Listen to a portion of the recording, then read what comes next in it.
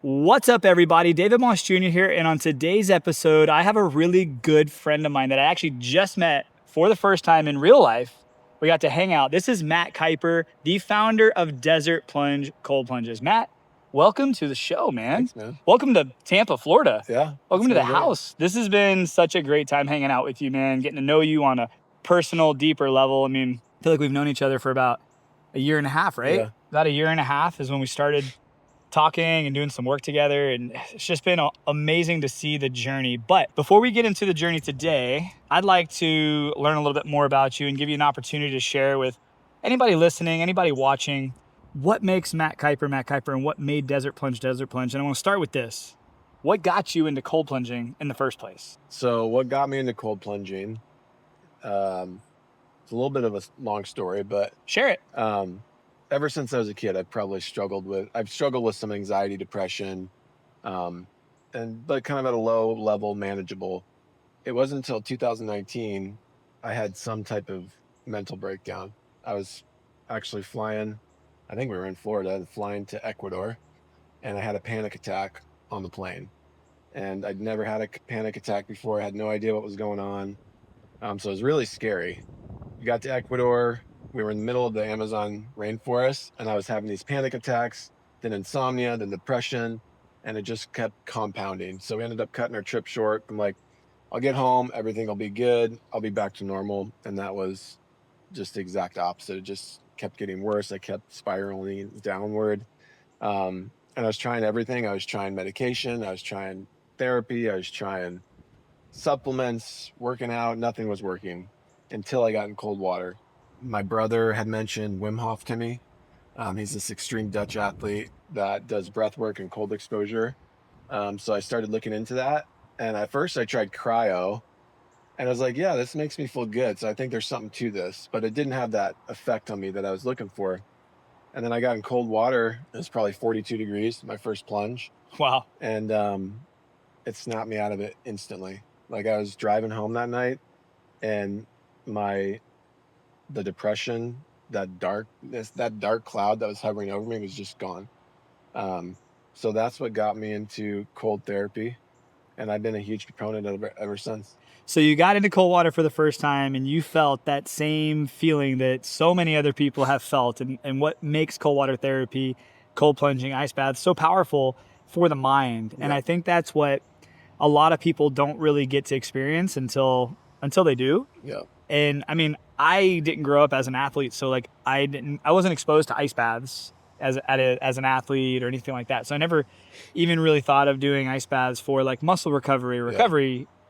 I found kind of similar. Like, I found cold water therapy on a whim, not Wim Hof, but on a whim, by jumping into a cold river on a snowboard trip with some friends. And like, same thing. I was dealing with some depression, a little bit of anxiety, brain fog was my thing, was just like the thing that I could not shake. And same thing. Took all these different supplements, tried all these different things, but getting into cold water was the thing that just like, it just worked, and it worked so fast. So it's cool that you got to experience that. And then once you did it for the first time, you, I assume, had to keep doing it, right? Yeah. So I found a wellness center, and that's where I first started doing it. But I was driving from Chandler to Arcadia, which was like a 35-minute drive every morning. Wow. Just That's a cold commitment. plunge. Yeah, I was super committed.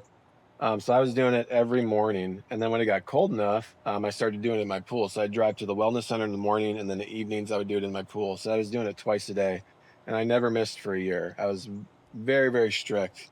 Never missed for a year. How kind of Desert Plunge kind of came about was the wellness center. This was in late October. It's around October 2019. Then obviously COVID hit in 2020. Yeah. I kind of saw the writing on the wall, and knew the wellness center was probably going to shut down. So I'm like, I got to get a cold plunge at my house. Started researching online, found a Facebook forum group. They're still around today, called Chest Freezer Cold Plunge. John Richter runs that group. Super cool guy. He's a friend of mine. But I converted an ice chest, and that's how I had my first cold plunge. And then that just started getting my wheels turning. I'm like, hey, there's got to be some better options out here, and more affordable, and more practical, that we can get in front of people. Yeah. So you did a DIY chest freezer, which a lot of people did. And then I heard some pieces of your story too, where like you did one, and then had some friends like, hey, can I pay you to do the same thing for me? Yeah. And then all of a sudden you have this like kind of side business because you had a job, right? You were working, and that's kind of one of the pieces of that like mental part. You're doing the same thing, you're doing a Yeah. job over and over again, and then you found cold plunging as this just like, wow, this changed my life. Yeah. And now you're building cold plunges for friends, changing their lives. At what point did you say, I just need to quit my career and focus on cold plunge building and then making an entire company out of it? That was hard because yeah, I was an electrical contractor for 20 years, um, and kind of worked my way up through the company, became a partner in the company. I think just the further I progressed within the company, the less I liked it. So it was in 2023, I stepped down and I said, I went to my business partner. I said, I can't do this anymore. I didn't know at the time Desert Plunge was going to replace that. As you said right then, at that time, it was just kind of a hobby. I was building them out of stock tanks at that time. Um, and, I'm like, maybe if I sell 20 of these a year, it'd be awesome, right? Right. Um, but I ended up going on well, so then backtrack a little bit. I had a buddy, he had a grizzly tub, and he was interested in one of the stock tank builds I was doing, but he's like, I already have this grizzly tub and I fill it up with ice. Are you able to hook a chiller up to it? Like, I guess I'll try it. Like, I wasn't super interested in it, but I did it for him anyways. And I did it. I'm like, man, this is awesome. I mean, it's super practical, it's energy efficient, it's scalable. Like, there could be really something to this. So that's when I first had the idea, like, yeah, we could actually do something with this. But if it was just up to me, probably wouldn't have gone too far with it. But my wife Bree really pushed it hard. She's like, we got to do this. We got to do it. I'm like, all right. So I ended up going on a trip to Israel, and while we were in Israel, she posted it on Facebook Marketplace, and I think we sold 12 while I was in Israel. And so I just got back. She's like, "Yeah, we got 12 to build," um, and so built 12 of them. And we're like, "Okay, we need to get a website." And built the website, and then just slowly started. Started with some SEO. Then we did some Google ads. Then eventually partnered with you. Yeah. And then just kept growing and growing. So I love it, man. It's funny how things like that can happen. You just fell in love with something, you found something that changed your life. Next thing you know, you're changing friends' lives. Next thing you know, you're like, let's just go for it. Let's make this a company. That's been it's been really cool. It's been really cool to see it progress from the Grizzly 400 to the Grizzly 500 wide, and now the Desert Plunge exclusive. Yeah. Which is great. So you went to Israel. I know you got a tattoo when you were in Israel. Like, at what point in your life did you just, and this is just a quick like U-turn of this conversation, but at what point in your life did you decide, like, I'm going all in, I'm going to give my life to Jesus and let him steer the ship here? Well, I did that at a young age. I was born and raised a Christian. Cool. So I did that at a young age. Now, I will say, probably around 18, I walked away for a while, and got involved in some things I shouldn't have been and not proud of. But actually, I met my wife, and then I'd say, right around that time again, I recommitted and let's go, man. Walked back, got back into church again, and really refocused on my faith and my walk. Man, it's cool, and I don't know how much you want to share, but hearing your story and talking with you last night about it, it's really inspiring, because what you went through your life and what you were able to get through led to so many great things. It's just proof that God can work all things out for the good. Yeah. And for our good. Yeah. And finding your wife through that season, like, that's such a cool part to your story that I didn't know. Yeah. And just hearing how, God has just opened up doors and blessed your family. Yeah. It's been crazy, man. It's been really cool to see from my side, but then also to get to know you even a little bit more and hear that. It's a story that I think is really, really powerful. Yeah. And really, really cool. Yeah, I haven't. I don't have a problem sharing it. I probably don't share it enough. Do you want to share it? Yeah, I'd love to. Well, share it. I'd be honored. Anybody listening and watching, this is very vulnerable, and it's honestly something I think needs to be talked about more, because I know I've had friends that have lost their lives to parts of what we're going to go over in this story, and so have you, and I'm sure a lot of people have. So being able to talk about it and a redemption story is a testimony that people need to hear. So I'll let you share it. Yeah. Um, so I struggled with drugs and alcohol. I mean, anything I could get my hands on, I was doing it. At a And young age. At a young age, I started at 15, maybe 14, a little early. But I mean, I had 2 DUIs before I was 21. I mean, it was bad. Overdosed multiple times. Um, you know, and it got out of control. Like, it started in high school. I guess it was manageable in high school. I made it through high school, but once I got out of high school, it just kept getting worse and worse and worse. Um, I went to a couple rehabs. They were like 1 month stints, and you know, they just weren't long enough for me. And it wasn't until I overdosed on cocaine, which is pretty hard to do, but Wow. I think I mixed it with like sleep medication, and it was bad. My heart rate was 220 beats per minute. I lost my vision. I lost my hearing, and it was scary. And my parents actually found this place called Green Oaks Ranch. It's in Vista, California, and it was a 6-month recovery program. They're like, we really think you need to go here. At the time, I was like, whatever. I'm just doing it to get them off my back. I think it's probably 21 or 22 at the time. I mean, I knew deep down I needed it, but I just didn't see how big of a problem I really had. But I decided to go, and it was a great place. It was a faith-based recovery program. It's a 142-acre ranch. So you get there, you have a job 8 hours a day. And then you're going to meetings, you're going to church. So they really helped you like integrate back into a normal life again. Is there a lot of places like that? I don't think there are a lot of places. And the cool thing about this place is like, if there are, they're probably like $100,000. You know what I mean? But this place, the property was purchased specifically for a recovery center. And the guy said, for the next 100 years, this can only be used for alcohol and drug rehabilitation. That's so cool, man. And it was $300 a month. Wow. $300 a month. So it was very affordable. And that's where I got sober. And that's where I met my wife. It's definitely frowned upon to meet your wife in rehab. No, I think this is why this story is so powerful. Because I know you're like, from talking to you and talking to your wife, I would have never known that was a part of your story. And it makes my heart feel so happy, because when people hit that level where, one, you chose to go, like you decided to go, like you went. 6 months is a big commitment, and you went.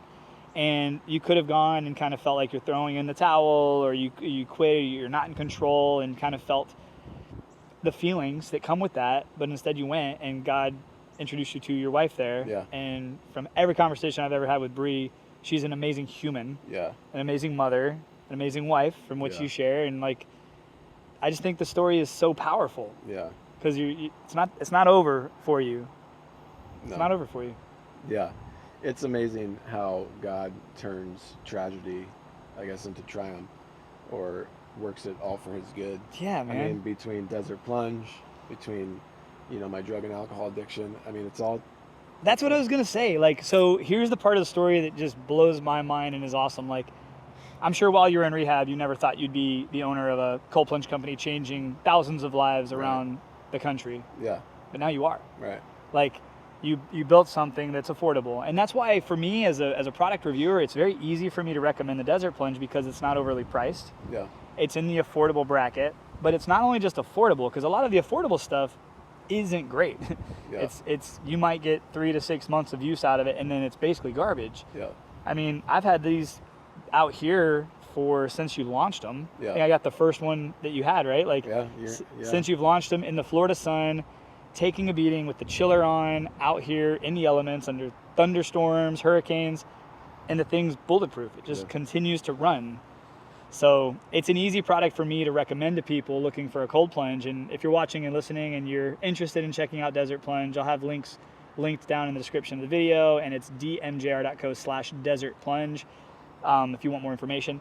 But it's an easy cold plunge for me to recommend, and that is a tip of the hat for that. But it's just cool that from where you came from, what you went through, what got you into cold plunging, and now what you're doing with your life, and you're helping really change many lives around the country. It's just, it's so awesome. And thank you for sharing that story. I know it's not an easy thing. It's very easy for people to share their wins, but when you suffered some losses, it's very hard for people to share that. But I'm glad you did, and I know someone's going to listen to this or watch this and find inspiration from that story.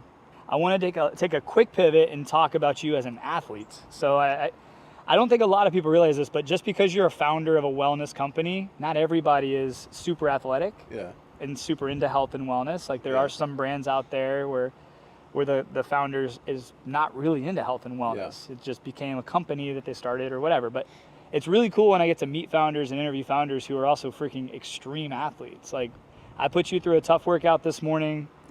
And you conquered it. Like it was not easy. Most everybody had to take some breaks, and you just went right through it. Where does that come from? Where does that drive to just keep pushing yourself physically come from? I think it just comes from an early age. I mean, I went through some struggles when I was younger, just as a child, and just learning perseverance. I love a challenge. I mean, if you put a challenge in front of me, I want to be the first to complete it, and I want to be the best at it. I just think I learned that at a young age. I mean, my dad was fairly strict with me in things. I mean, he drove me pretty hard. He taught me good work ethic. So I think I learned a lot of that when I was young. I love that. Physically, what's one of the hardest challenges you've gone through in the past 5 years, we'll say? As far as a workout? Sure. Or I just did a double Murph. A double Murph? Yeah. That's so like that all at one time? It was back to back? Or was it? I did the mile, then did the 100, 200, 300, did the 2 mile, then did the 100, 200, 300, then did the mile. That's not easy. Yeah. That is not easy. Yeah. You completed it? What was your time? Is it something you timed? 82 minutes. 82 minutes? Yeah. That's flying. Yeah. With a vest or without a vest? With a vest. With a vest? Yeah. What? That was my goal in Dad Unit. I'm going to give him a shout out workout program.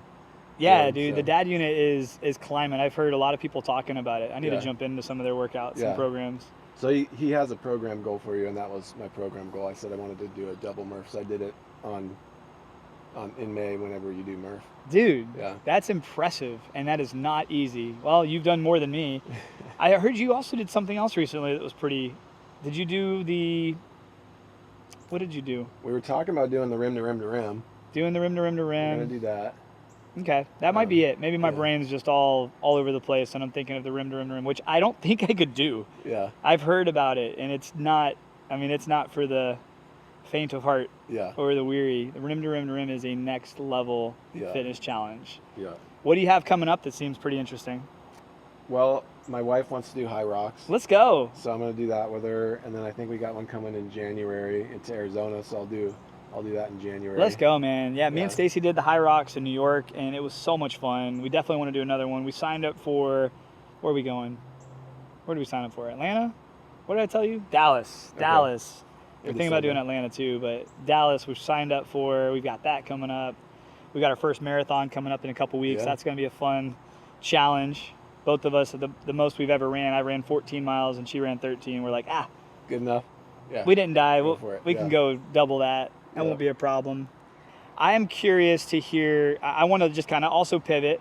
We talked about a lot of deep stuff. Let's talk about the product. Let's talk about Desert Plunge, right? Mm-hmm. So when I first reviewed it, there were some things about the Desert Plunge that I loved and I still love today. And I just want to give you an opportunity to share with people, like, what are some of the things about the Desert Plunge that just get you excited? Make it a product you're proud of. I think it's the simplicity of it. I think everything is getting a little overly complicated. And especially going with these all-in-one chillers, there just tends to be too many issues. Like, I kind of struggle and go back and forth with, okay, should I be looking for the next best thing? And I always go back to, I'm going to keep it simple. Like, I love that. Because, I mean, stuff does go wrong. I mean, it's a mechanical piece of equipment, but if anything does go wrong, it is so simple to replace a part. And we typically, get it to you within 2-3 days. We can ship your part and you're back up and running again. So I think the simplicity of it, it's energy efficient, it's a cooler. So it was designed to keep things freezing cold so you can use a smaller chiller. and you know the price point. So I mean, $3,000 is still expensive, but relatively speaking for a cold plunge, Yeah. you know, it's more affordable. So Yeah, it seems everything's around that $5,000 and up range now. yeah, So it's nice to have options that are still good, not inflatable. You know, it's like if you're spending under $5,000, most of the options are inflatable or stilt. yeah, You know, the plastic PVC little things. So, or doing a DIY. So it's nice to have an option like this. And the cooler makes a huge difference. There's tons of insulation. The cooler's, it looks cool. It has a good look to it. The Active Aqua chiller has been a chiller that I've trusted since day one. Like the first cold plunge I ever built, I was using that chiller, and I still have the original chiller, and it still works. That's the crazy thing. Like, and I don't really do a good job taking care of it. Like they've been outside in the elements. I mean, apparently you can like spray off the filter a little bit, but it's a pretty simple chiller that just works. Yeah, I mean, we can even replace parts on your chiller if you want. We've created videos on, like, you know, if a temperature sensor fails, we show you how to replace that. Yeah, the display board. I mean, these things easy to fix too. If I love that. Bad, so let's go. And then on the cooler, a couple things that I saw that I really like, and I'm surprised more people haven't adopted it, is like, and I'm looking around because of other cold plunges around my property, and it's like the lid seals, which a lot of people don't really think about it until you have it outside. Having a lid that seals, like actually has gaskets, almost like a refrigerator. Yeah. It keeps frogs out. I live in Florida. Almost every cold plunge I have that doesn't have a sealing lid has a frog in it. Yeah. They love the water. Yeah. It's hot out. They get in there. It's nice and cool. We find frogs. We find fallout from trees. We find debris. The rainwater gets in there. But yours seals, which is awesome. Yeah. The locks latch down, keeps the kids out. I don't really have that problem, but some people do have kids, and they're nervous that their kid's going to climb up in there, and that's scary. So having a latching lid is great. But then the other part is, like, this entire time we're filming this, the lid is propped open. Like, no matter what the wind does, that lid is not going to close because you have that safety latch, which I love that. Yep. I love that because I legitimately have had a lid from a cooler fall down on me while I was in it. Like, what the heck? Yeah. Wind blew and it fell down on me. So when I saw that for the very first time, I was like, this is awesome. This actually is a great feature. And all that's great. The biggest thing, one of the biggest things, and it saves pumps, it saves filter, it saves water changes, it saves so much, is your pre-filter. That, if I'm not mistaken, you create yourself, right? Yeah, we 3D print it in our warehouse. It's we used to have a lot shallower one, but then we came up with this. I love it. Cone-shaped one. Yeah. It's cone-shaped, catches all the hair, catches all the grass, catches all the debris that would normally go through the line, and that can damage your pump, that can dirty up a filter. So I love your pre-filter, and I love that you make it yourself. And changing it's easy. You don't have to get your floor all wet. You literally just pop it out. It sucks it in. It's just such a cool. And if anybody's listening to this, watching this, and you want to see a full review of the product, go to my YouTube channel, David Moss Jr. Full review of this product. You'll get to see everything we're talking about here in detail. It's definitely one worth looking at and considering. But is there anything coming up with Desert Plunge that just has you excited? I mean, it's been a fun journey. We love just serving everybody.